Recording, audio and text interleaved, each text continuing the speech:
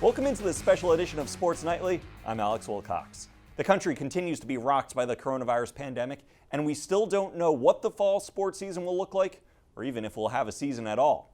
If we do, the games we love are going to look a lot different. Earlier this week, the OHSAA released guidelines and suggestions for how schools and teams should operate. The 22-page Return to Play guidelines features info on how athletes, coaches, support staff, cheerleaders, bands, and fans should operate on game days. It also recommends daily temperature checks for everyone involved with athletics and for athletes to wear masks at all times when they're not actively participating in a game or practice. The OHSAA strongly recommends masks and social distancing for anyone in the stands at these games. Should an athlete test positive for coronavirus or come in close contact with someone who does, the OHSAA suggests a minimum 10 to 14-day quarantine period before the athlete can return to play. For more information, head to the OHSAA website. Now, it's important to point out right now these are merely suggestions. Whether we have a fall season and what that looks like will be largely determined by Governor Mike DeWine, who has said that he has had conversations on the topic but isn't ready to make a decision just yet. Meanwhile, Toledo football coach Jason Candle announced that he has the coronavirus. He took to social media on Wednesday saying that he is tested positive, but so far is not displaying any symptoms. He goes on to say that he looks forward to rejoining his team when he's medically cleared to do so. The coronavirus has also affected the area's biggest summer event, the Marathon Classic. Last week, the LPGA announced the tournament would be held without fans after COVID numbers in the area and throughout the state continue to climb. While people won't be able to watch the event in person, all 4 rounds will be aired nationwide on the Golf Channel.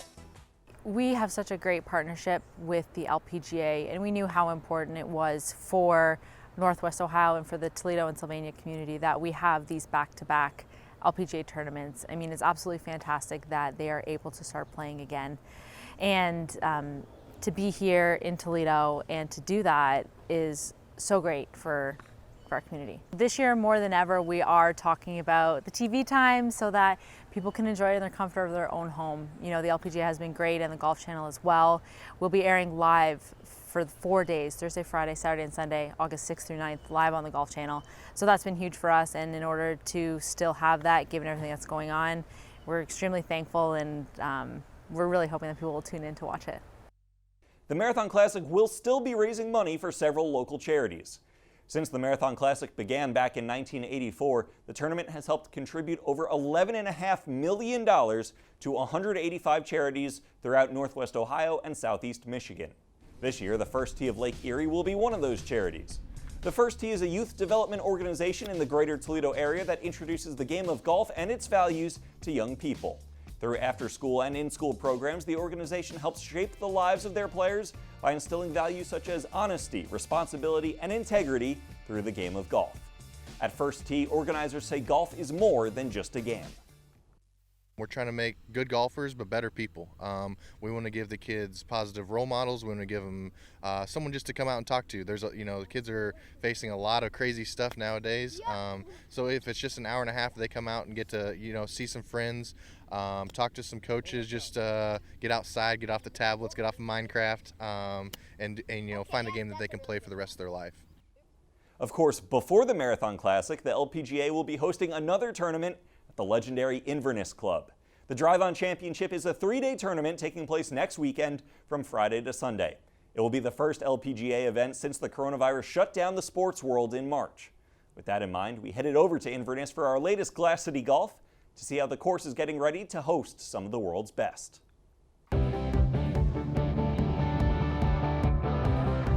Well, for this edition of Glass City Golf, boy, do we have a treat. We're out here at the legendary Inverness Club, the host of next week's LPGA Drive-On Championship. And joining me to discuss the tournament and all things Inverness is the head golf professional here at Inverness, AJ Sekula. AJ, thanks so much for joining us. Yeah, thank you for being here. Tell us a little bit about the club and the tournament and how this all came together, because it came together so quickly. Gosh, aren't you right, Alex? It's amazing what can happen in just a short amount of time. The LPGA reached out to the leadership here at the Inverness Club and asked if we'd be interested in hosting. And I think once the leadership found out about the positive impact that this event would have in the community here in Toledo and all of Northwest Ohio, it quickly became a no-brainer to host the Drive-On Championship here at the Inverness Club. We're right now standing on the tee box of Championship Hole 18, so this will be the view that these golfers see as they head up 18 on Sunday. One girl will be headed up 18 to win the championship. So tell us about this hole, the 18th hole. What kind of challenge will that pose to us and, of course, to the golfers this weekend? That's a fantastic question, Alex. So 18th is definitely the signature hole here at the Inverness Club.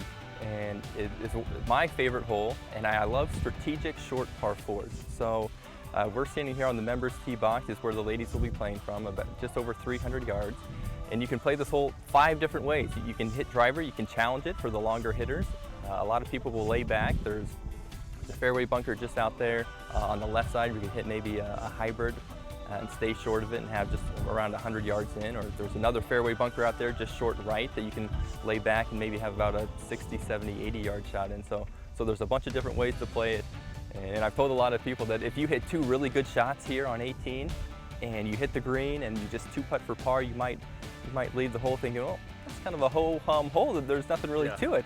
But the more you play it, the more trouble you get into, the more fun it is.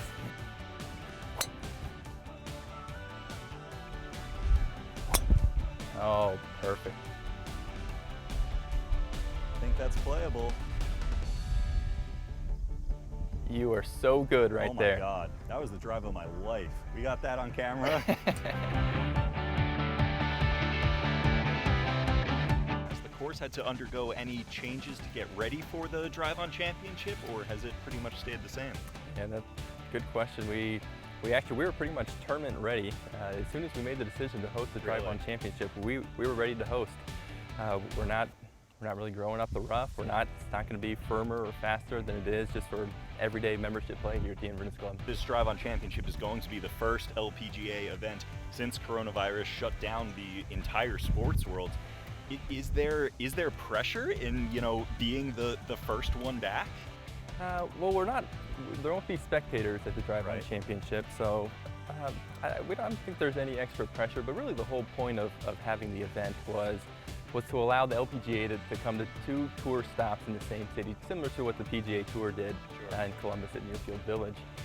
So to come here for the Drive-On Championship this coming week and then to go to Highland Meadows for the Marathon Classic really just kind of works out perfectly for the LPGA. Yeah, it's got to be pretty exciting for you guys to get to host this tournament and to have really the eyes of the golf world on Inverness. We are thrilled. The staff is all excited, the membership is excited, people are coming in every day talking about the tournament, talking about who's playing in the event, and so there's a lot of people looking forward to next week. And the cool thing about this event too is that this is a great preview for the Solheim Cup next year. It absolutely is. It absolutely is. And Michelle West was just named the assistant captain yesterday. So I saw them on the Golf Channel with Pat Hurst, and that's kind of another thought of having this event was to just build that momentum, build some more excitement leading up to the Solheim Cup. All right, Alex, so this shot, you are 48 yards from the hole. 48 yards. 48, you got it. That's the best drive of my life. I'm never hitting a driver again. I'm going out on top of that one. Oh my goodness. Great shot. So settle, settle, settle. Beautiful. Ooh, too much. Way too much. Oh, you scared me a little bit. All right, I'll finish out here.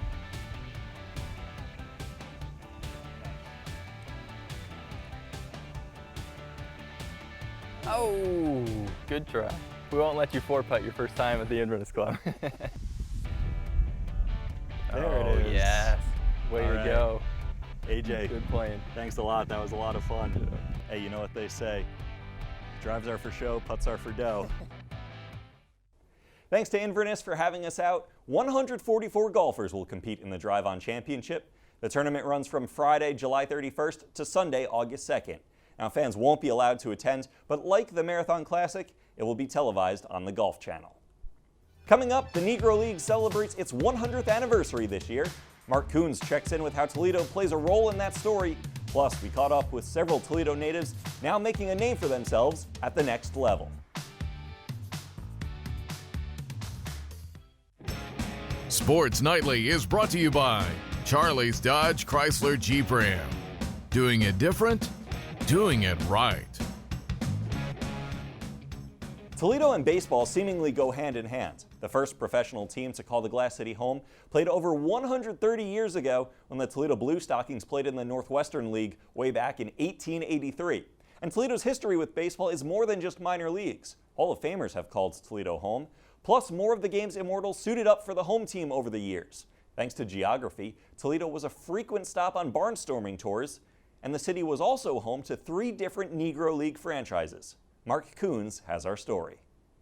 Toledo's key role in baseball history stretches back to the earliest days the game was played in the Glass City. In 1884, the Blue Stockings played in what was then a major league, the American Association, making their catcher, Moses Fleetwood Walker, the first African-American to play in the big leagues. Walker, who's from Steubenville originally, and his brother Weldy were great athletes and intelligent people who were college educated but also wanted to play baseball. So he's a learned man, and he understood the times, but was a great athlete. And he got the opportunity to play in Toledo with their major league team at the time. It was not a great experience for him initially, but he was good and he proved his worth, had to really earn the respect of teams, his teammates and opponents. But he often ran into lots of problems, including some communities that would not welcome his team if they were to bring him along. And there were letters and things that were written that opposed his appearance in many places. Walker, an inventor, would go on to hold 4 different patents following his baseball career. With the unofficial color line in place, black baseball would play its independent teams until 1920 in the formation of the first Negro League, the Negro National League. This year, organized baseball, led by the Negro League Baseball Museum in Kansas City, is celebrating that centennial. We were able to secure wonderful grants from both the Major League Baseball and the Major League Baseball Players Association for continued support of the museum and its programs, a second gift that came in at $1 million combined, total from those 2 organizations. We pivoted to a social media campaign, which is still ongoing, called Tip Your Cap. And a lot of notable folks were able to show respect to the Negro Leagues by simply taking a photo or posting a video on social media, tipping their cap, which is a gesture in baseball of respect. And we were fortunate to get 4 of our former presidents to tip their cap, along with other notable sports celebrities like Michael Jordan and other baseball and celebrities from other sports as well as entertainment. And everyday folks can also tip their cap on their Facebook or their Twitter or other social media and be included in this celebration. The Mud Hens were set to honor the 1923 Toledo Tigers by wearing uniforms inspired by that Negro League team. All minor league teams were encouraged to celebrate the 100th anniversary of the Negro Leagues. We looked back at our history. We had 3 franchises that played in Toledo. The Toledo Tigers were the very first franchise in 1923, so we felt like we were going to honor our very first franchise that called Toledo home. But it's something that we hope to do, even if future years aren't celebrating a significant milestone like a 100th anniversary. That history is still important to us, and we could bring those back out eventually. From the early days of the 20th century to the 1950s, generations of baseball fans came to the corner of Monroe and Detroit Streets in Swain Field. A portion of the left field wall still stands. Many Toledo-based teams called Swain Field home over the years, including the Negro League's Toledo Tigers. And in 1939, the Toledo Crawfords came to town. They boasted 2 of the biggest names in black sports.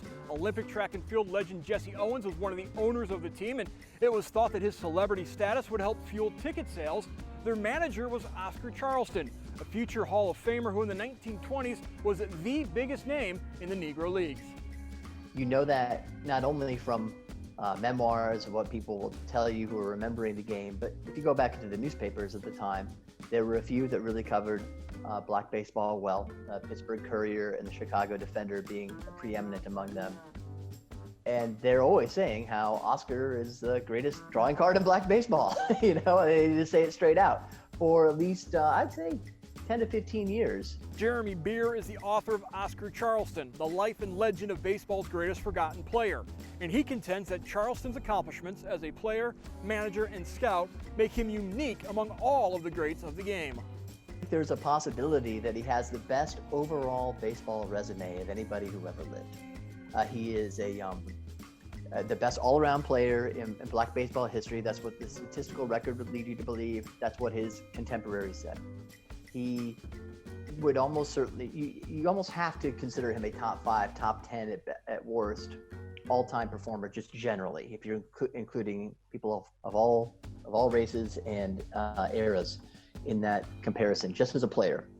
So yeah, okay, so he's inner circle. Then 3, as a manager, he becomes a player manager at the age of 27, and he's voted as the best manager in Negro League's history by a poll of former Negro Leagues players taken, I don't know, now 20, 25 years ago. So he was a great manager. He won championships as a manager, was well respected, an incredible player, and he was a pioneering scout. I think he was probably the first African American to be paid to scout for a white major league team. Take that sort of historical importance into account as a scout, as well as the managerial and playing record. I don't know if anybody can match it. The Negro Leagues are a part of history, but they remain a fascinating subject to explore. The Negro League Baseball Museum is keeping their story alive. People understand baseball and people understand sports. And it's a good way to on-ramp to this discussion of understanding the past and African American history and all the things that black people had to go through to be seen as equals in this country. And it is everyone's history. It is not just African American history. It is truly American history. And the good, the bad, the ugly, but more importantly, the triumphant as well is here in our museum. So we feel those lessons are worth learning. This game is part of us, and it's part of our being American, and we shouldn't deny ourselves that.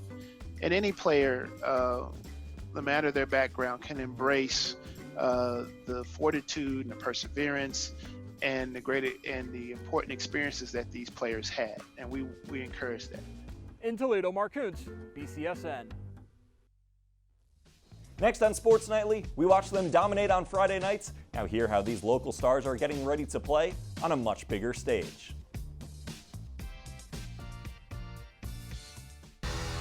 Sports Nightly is brought to you by Groganstown Chrysler Jeep Dodge Ram, where nobody treats you better.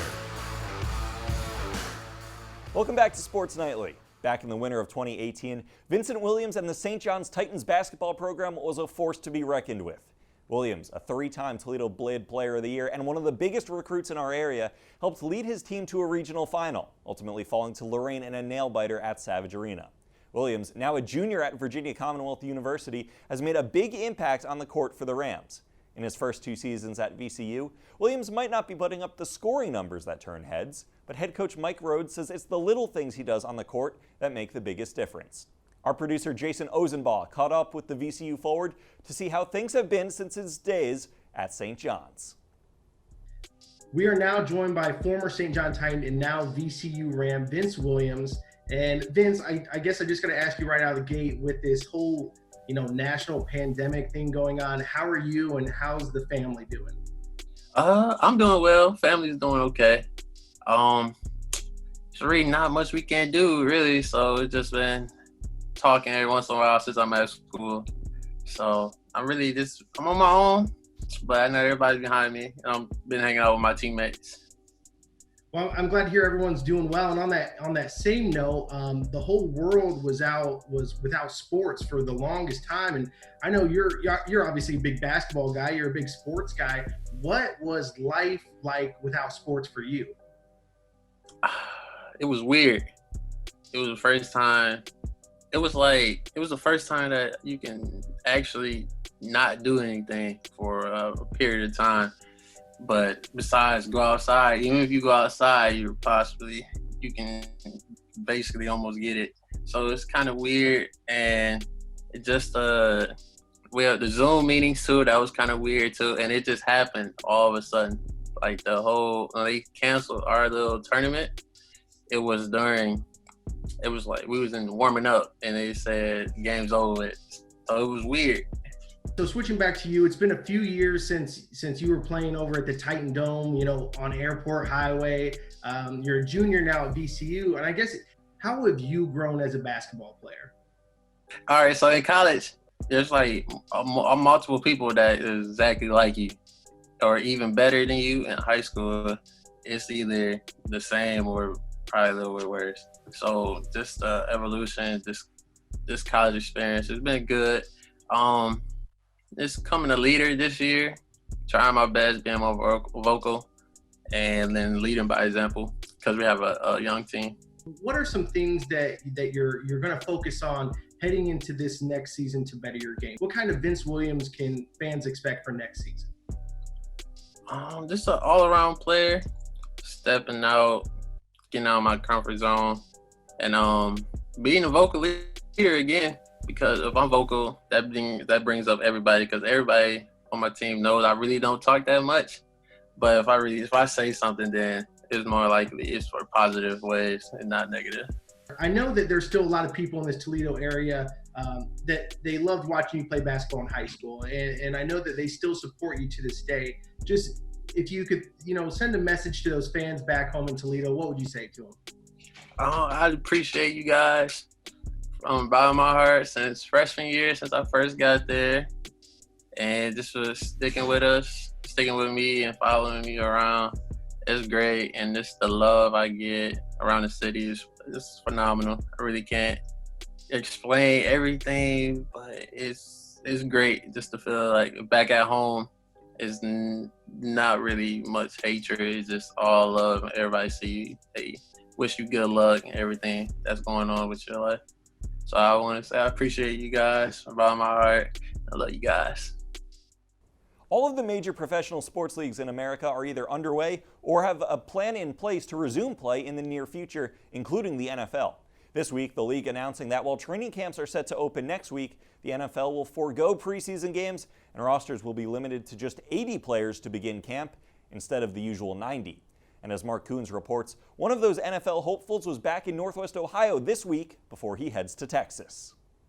Southview's Nate Hall spent his first season in the NFL bouncing from Dallas to Buffalo before finishing in Houston on the Texans practice squad. Back at his old stomping grounds with older brother Jimmy, now working in Chicago following his NFL career, the linebacker is preparing for Texans training camp.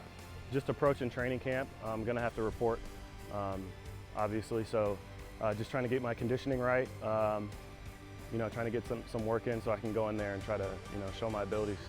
And hopefully make a roster. I had a solid off-season plan, but obviously when everything happened, just like everyone in America, we had to pivot a little bit. So I found a good situation and just been staying ready ever since. We did a virtual off-season, did well through that, and just working through the kinks and just trying to stay ready constantly. Going from Southview in the NLL to Northwestern in the Big Ten has prepared Hall for the NFL. Football is football at the end of the day. So, the basic fundamentals are still there. Obviously, learning certain technique and stuff like that. But I'd say more so just the amount of talent and the speed. That those 2 or 3 guys on a college team that were, NFL level talent, draft level talent. That's everybody now. And just adjusting to that and knowing on each play you can't take one off. Because you can get God on any play. So yeah, my ability to switching teams, picking up playbooks, being able to see things before they happen, having those instincts and the intelligence to pick those things up is always an asset to have in a game. I have to make a name for myself on special teams first and foremost. And just football is the next man up sport. So in case someone goes down, whether that be on special teams or at the linebacker position, and I get called in some way somehow, just to be ready and seize that opportunity. In Sylvania, Mark Kuntz, BCSN. Coming up, racing returns to Toledo Speedway. Sports Nightly will be right back.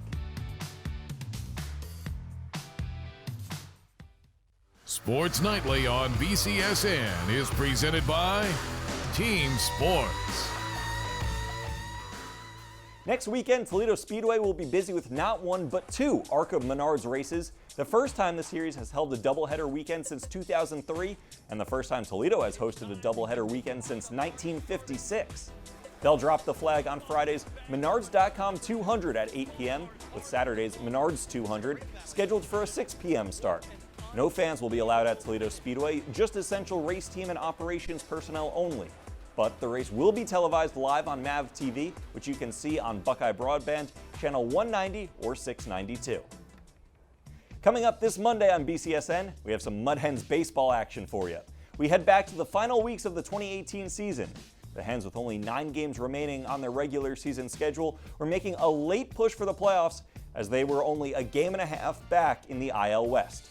Toledo hadn't been to the playoffs since 2007, and they knew that every game was big at this point in the season. The Mud Hens, playing host to the Columbus Clippers, had to get on a bit of a hot streak in these final weeks if they wanted a chance to lift the Governor's Cup trophy. That's it for us on Sports Nightly. Same time, same place next week. Good night.